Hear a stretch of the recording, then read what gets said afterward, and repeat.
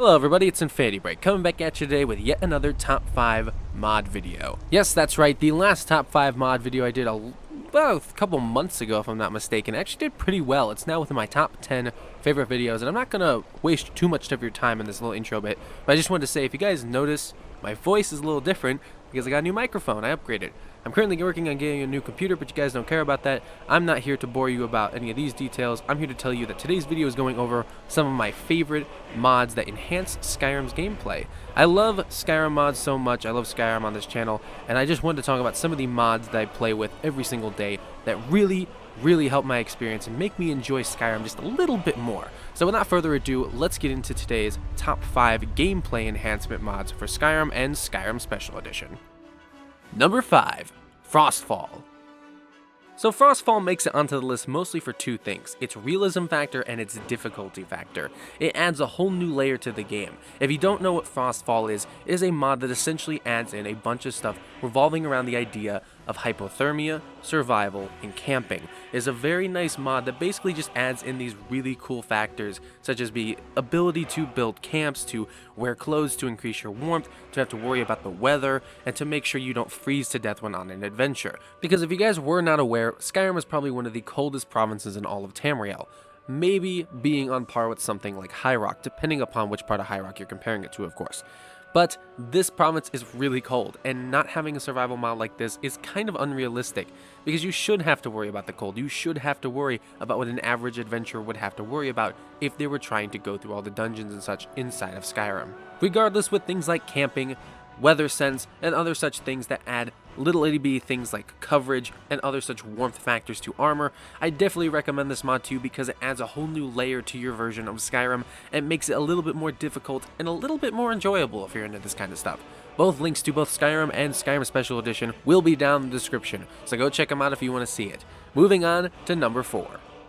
Number 4, iNeed. The number 4 spot does indeed go to iNeed. It is one of my favorite survival mods of all time, adding the very simple ability to eat, sleep, and drink respectively. Not only does it allow you to customize how often you need to do so, but it also goes so in depth as to how certain things will affect you when you're a vampire, how alcohol and skooma will affect you, and other such ways of either drinking water from rivers or waterfalls, or maybe even getting things like water skins to carry water with you. It is really nice, it is so compatible with a lot of other mods, and it is a very simple mod that is just kind of necessary for someone like me. It is really nice to use with Frostfall in tandem, as being able to sleep as well as camp, and also cook food at campfires goes really perfectly just together. It's kind of like they were made for each other, but they obviously weren't, as these mods came out years apart from each other. But regardless, I would definitely recommend this mod to you, and it definitely earns its spot as the number 4 mod on this list. iNeed is not only out for Skyrim Regular Edition, but has also been ported over to Skyrim Special Edition. Both links will be down in the description, and without further ado, let's move on to number 3. Number 3, Wintersun. Wintersun, Faiths of Skyrim, is probably one of my favorite religion mods inside of Skyrim and Skyrim Special Edition. This mod is so cool, I love it very much so, and it really is thoughtful. The mod creator really did his research into a lot of the different gods of the Elder Scrolls universe, and definitely took everything he knew and applied it to a really interesting system within a mod that is now added to your version of Skyrim.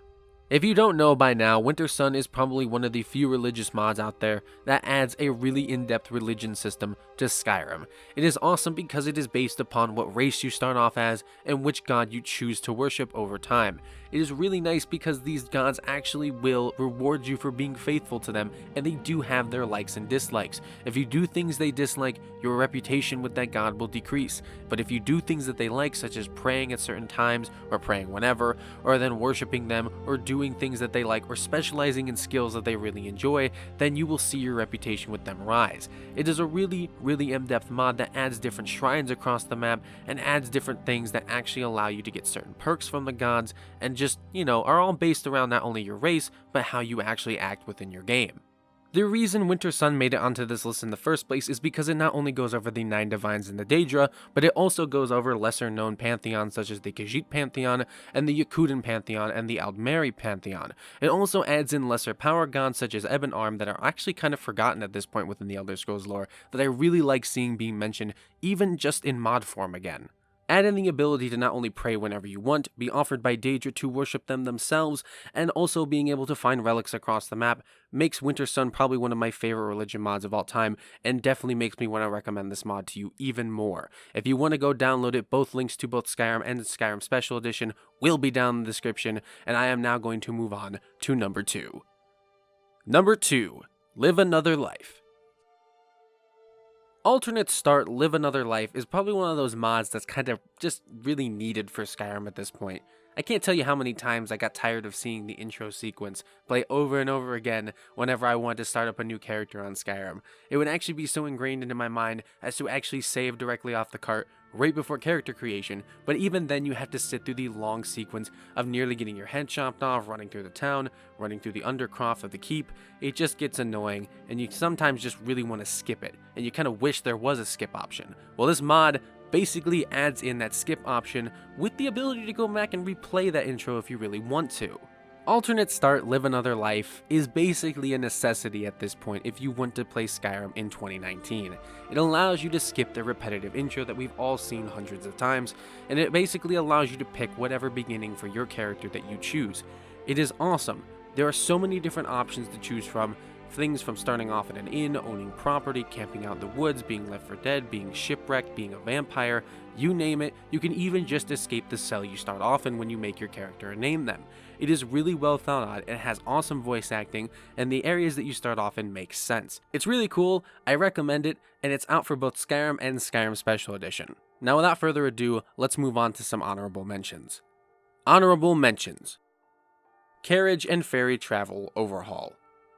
This is a very simple mod that just simply adds a nice little overhaul to the carriage and ferry system, allowing you to travel to little cities such as Riverwood or Rorikstead. A quality world map. This is a nice little retexture of the map within Skyrim, allowing you to see roads and other such things that weren't on the map before. It's very simple, there are multiple options, go check it out down in the description. SkyUI. SkyUI is a necessity. It basically overhauls the user interface when it comes to menus and inventory. I definitely recommend this one, and I'm pretty sure you guys have already heard of this one. RaceMenu. RaceMenu basically just overhauls the character creation, allowing you to affect a lot more sliders than normal game. And Trade and Barter. Trade and Barter is basically just a trading mod that kind of affects how trading and how different people will be affected by what race you are, your reputation. If you want to go see more of it, go check it out down in the description. And without further ado, let's move on to the number 1 spot. And finally, number 1, Legacy of the Dragonborn. Legacy of the Dragonborn has to be one of the biggest mods for Skyrim and Skyrim Special Edition. It is because it is not 1, it is not 2, it is not even 5 mods. It is at least 10 to 20, maybe even 30 plus mods that are added into your game.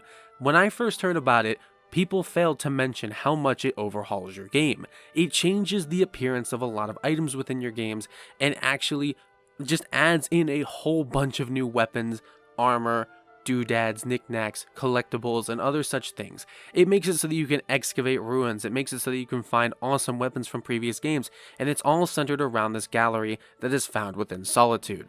I just really love this mod. I cannot stress to you how underestimated I was when I first went to go download it, and how amazed I was when I saw how much it added into the game.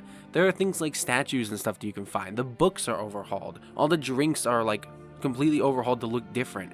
It's really nice. Certain weapons are changed, new weapons are added in, nods to previous Elder Scrolls games. It's so cool, and I love it, and it makes your game feel a little bit more rewarding when you go through a random dungeon and find a legendary blade that you thought had been lost to time.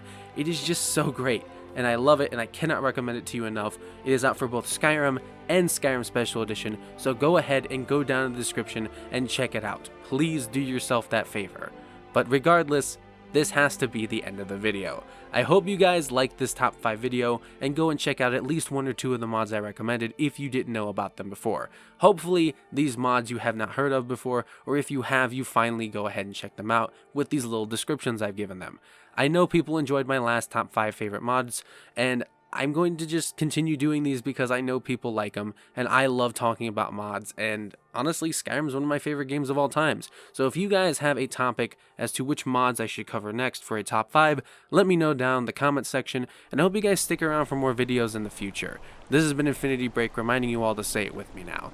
Play well, eat well, and of course live well, friends. Hope you guys go out there and strive to break infinity, and hope you guys have a nice day, night, evening, wherever and whenever you're at. You guys take it easy, and I'll see you guys in the next video.